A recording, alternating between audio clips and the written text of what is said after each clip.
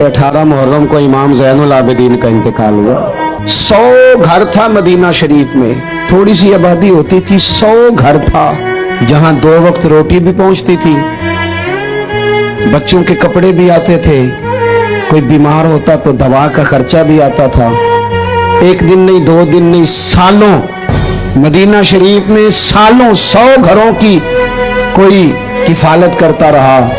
पर रात को कोई पर्दा नशीन आता था नकाब ओढ़ के और दरवाजे पे राशन रखता था, उससे पूछते थे तेरा नाम क्या, तो नाराज हो जाता था सालों।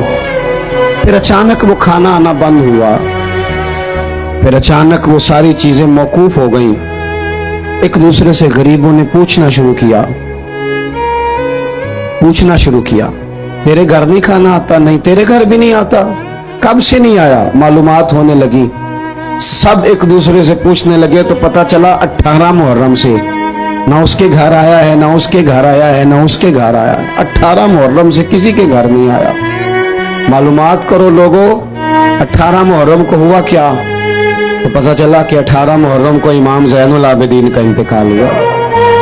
अपने चेहरे पे नकाब डाल के, फोटो बना के नहीं, लोगों को दिखा के नहीं, वीडियो साथ साथ बना के और अपना नंबर दे के नहीं, वो 100 घरों में लंगर रोज, और बेटे के हाथ नहीं बेचते थे, मुलाजिम और गुलाम के हाथ नहीं।